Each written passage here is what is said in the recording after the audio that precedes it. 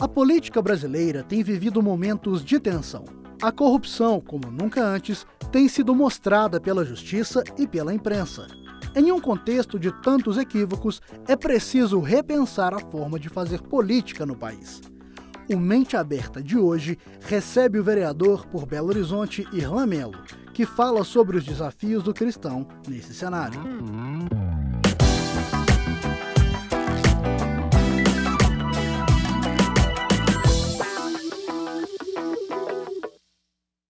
Seja muito bem-vindo ao nosso programa Mente Aberta e hoje temos o prazer de receber o vereador por Belo Horizonte, Irlan Mello.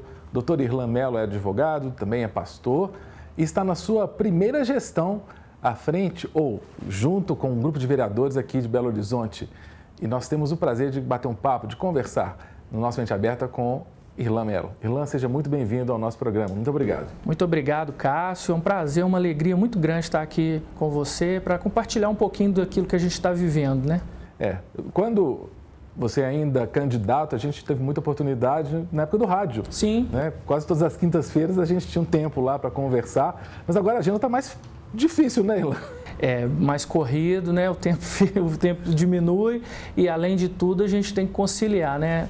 O ministério pastoral, no qual eu sou um pastor auxiliar, a advocacia, porque eu não abandonei, né, os meus processos, advogado que sou há mais de 20 anos, e também a vida familiar, que é a mais importante de todas, né? Com a minha esposa, Gislene, e os 4 meninos, né? Noemi, Maria Eduarda, Enzo e Antonella. A Antonella está com 2 anos? 1 ano e 8 meses. 1 ano e 8 meses. Isso. Agora, se eu chamá-lo de Irlan, me perdoe, claro, não vai ser desrespeito pela proximidade. Eu acompanhei muito bem a sua caminhada como candidato e a sua eleição, né? E eu fico me perguntando, eu transfiro a pergunta para você, valeu a pena? Bom, Cássio, olha, em primeiro lugar, assim, voltando lá no início, você mesmo disse que acompanhou, de certa forma, assim, a nossa candidatura, né?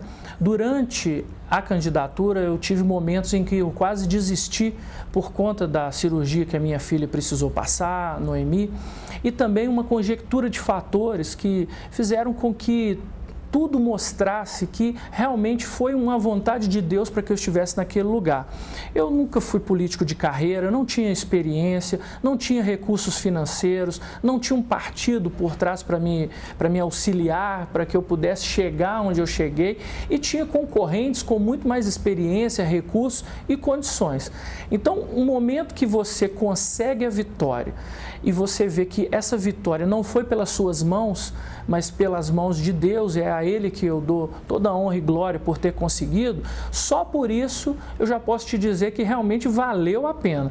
E agora precisa que durante o mandato possa também valer muito a pena, né? O que a gente está procurando fazer nesse tempo aí, nesses 11 meses que a gente está ali na Câmara Municipal de Belo Horizonte. Agora, só para o Cássio e para os meus telespectadores, como é que é ali dentro da Câmara? Que a gente vê de fora, como é que é o dia a dia ali? É tenso? Como é que é isso? Bom, são ideologias diferentes, pontos de vista diferentes, pessoas com formações culturais, educacionais, de vida completamente diferentes e precisam, de certa forma, se relacionar obrigatoriamente.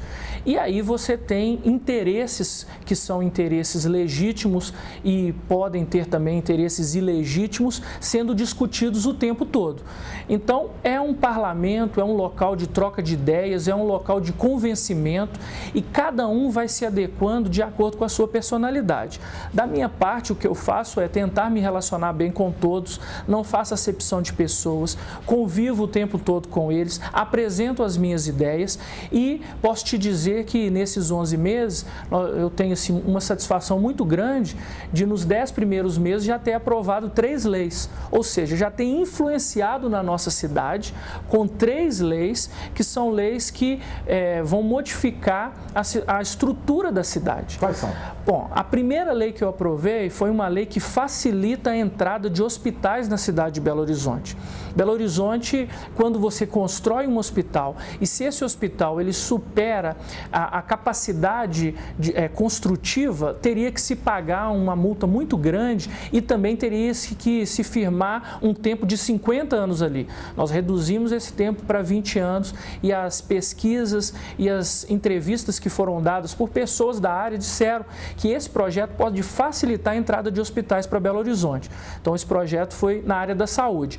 O segundo projeto é um projeto que criminaliza a pedofilia e o abuso sexual contra crianças e adolescentes em hotéis, motéis, restaurantes, lanchonete, congêneres e determinadas situações onde você tem essa prática, faz com que a pessoa que está ali possa perder o alvará de funcionamento. Porque nós não podemos fazer nada na área criminal, mas na área administrativa municipal eu posso. Então, se isso acontece em Belo Horizonte, hoje é lei, caça o alvará. Então, a pessoa não vai poder mais funcionar. E a terceira lei, Cássio, é uma lei assim, que foi bastante divulgada por nós cristãos, que é a lei que cria na cidade de Belo Horizonte o Dia da Reforma Protestante. 31 de outubro agora não é mais o Dia das Bruxas. Não é mais o Halloween em Belo Horizonte. 31 de outubro é o Dia da Reforma Protestante. Foi num momento muito importante porque nós estamos completando 500 anos da reforma. Uma reforma que mudou a estrutura política, econômica, social, cultural, que mudou a maneira de enxergar a história. Então, nada mais justo do que a cidade de Belo Horizonte, ela também homenagear os protestantes por essa data tão importante. O fato de ser um pastor evangélico, isso te prejudica ou te auxilia na sua ação como vereador? Olha, não somente o título de pastor, como o título de doutor, advogado, na verdade eu sou teólogo de formação também. Quando eu estou ali, eu não levo esses títulos em consideração para conviver com os outros pares que estão ali. Ali quem está é o vereador Irlan Mello. Então, assim, em qualquer ambiente, se você se porta como um ser humano, se você se porta como uma pessoa que está disposto ao diálogo, sem nenhum preconceito, você consegue se relacionar dessa forma. Então, eu posso dizer até hoje que não tive nenhum tipo de preconceito em relação aos meus colegas ali, que a convivência tem sido boa. Em algumas situações, como por exemplo, eu não sei se você acompanhou, mas nós tivemos recentemente uma CPI onde eu fui o relator e mesmo discordando de mim em muitos pontos, as pessoas que são ligadas aos movimentos mais de esquerda tiveram bastante respeito com o meu trabalho.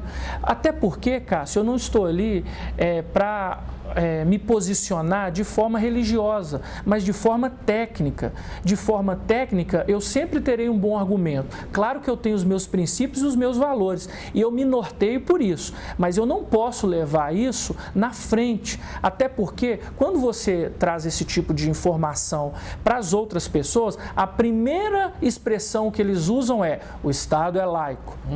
Sim, o Estado é laico, mas ele não pode ter nenhum tipo de preconceito a qualquer tipo de religião. Mas quando você faz defesas técnicas, aí sim você consegue ser ouvido. E, para você ter uma ideia, como eu acabei de dizer aqui, nós conseguimos, por exemplo, a aprovação já de 3 leis e você sabe muito bem o quão difícil é conseguir isso num parlamento brasileiro. No caso de 2017, foi um ano muito tenso na área cultural, na área moral do país e também de Belo Horizonte. Nós tivemos o Queer Museu em Porto Alegre, aquela questão daquela exposição. Depois tivemos a exposição em São Paulo e a exposição em Belo Horizonte, no Palácio das Artes. Houve muito tumulto, houve manifestações. Como a Câmara dos Vereadores se posicionou diante dessa questão em Belo Horizonte? Eu posso dizer para você que a maioria dos vereadores se posicionou contrário àquele tipo de exposição em Belo Horizonte. Por quê? Não utilizando, nem precisa se utilizar a questão religiosa. Nós temos ali um crime que é o vilipêndio a um objeto de culto religioso. Isso, inclusive, foi objeto de uma manifestação, uma moção da Câmara. Isso foi objeto, inclusive, do Ministério Público ser acionado não somente pela Câmara, mas também pela Assembleia Legislativa, que consta ali situações que são crimes que serão apurados. Isso é uma questão. Mas o que me toca muito é a questão da classificação etária. Por quê?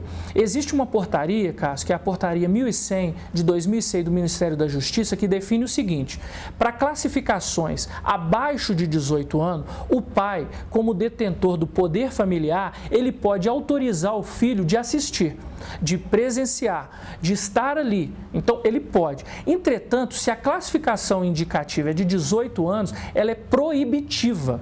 Então, eu fiz, inclusive, em conjunto com vários vereadores, uma indicação para o prefeito para que ele possa verificar isso. Apresentei até um projeto de lei em relação a isso.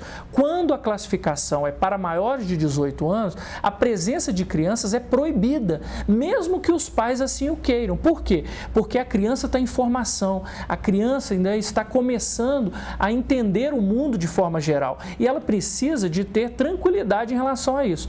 Então, realmente, é um embate que vai ser discutido, mas eu não quero ir para o embate da questão da censura. Nós não estamos vivendo censura, aquilo ali não é censura, é observância à legislação. Dessa forma que eu estou me posicionando e a maioria dos vereadores também foram por esse sentido.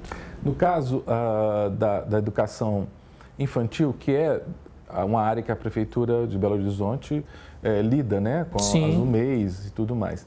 Alguns disseram que havia o risco da ideologia de gênero ser ensinada nas UMEIs.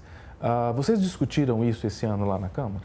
Bom, houve um decreto do prefeito Calil que, de certa forma, introduziu o ensino da ideologia de gênero nas escolas municipais geridas pelo Executivo, pela Prefeitura. E a bancada cristã, que está ali presente, ela apresentou um contraponto a esse tipo de argumento. E a partir daí, o prefeito Calil voltou atrás e retirou, até porque ele já se posicionou contrário à ideologia de gênero. Ele já se posicionou contrário, porque ele acha que não é correto, como nós também, o ensino dessa ideologia na cidade de Belo Horizonte. O que eu quero deixar claro, Cássio, para você, é que uma coisa é nós que estamos do lado de fora entendermos a política. Outra situação muito diferente é quando um cristão entra para a política e começa a colocar os seus princípios e valores em prática ali. Porque o tempo todo você recebe propostas, o tempo todo a sua fé é checada, é testada. Então, é muito importante nós estarmos nesses espaços de poder. Por quê? Porque ali é onde decide o nosso futuro. O nosso futuro, dos nossos pais e dos nossos filhos, da geração que existe, da próxima geração e das demais. Então, quando você está ali, porque é muito fácil jogar pedra, é muito fácil a gente abrir mão, mas a palavra de Deus diz que nós devemos ser luz, luz em qualquer tempo. Nós somos criados por Deus para boas obras. E quer uma boa obra, como, por exemplo, a liberação de uma linha de ônibus que estava há 30 anos paralisada na região do Barreiro, bairro Novo das Indústrias até o Betânia, e agora, em breve, ela já começa a funcionar, o sonho de toda uma comunidade. Então, isso tudo é muito importante. Então, é possível, sim, estar na política, fazer diferença, mostrar à sociedade que existe, sim, uma possibilidade. Por isso que eu quero dizer para você o seguinte: não jogue o seu voto fora, não deixe de votar, escolha pessoas comprometidas com Deus, comprometidas com a sua visão, a sua cosmovisão em relação à palavra e faça a diferença, porque isso é importante e eu tenho visto isso lá. Para receber todas as novidades do canal, inscreva-se e se curtir o vídeo, clique em gostei. Aproveite para acompanhar a Rede Super nas redes sociais.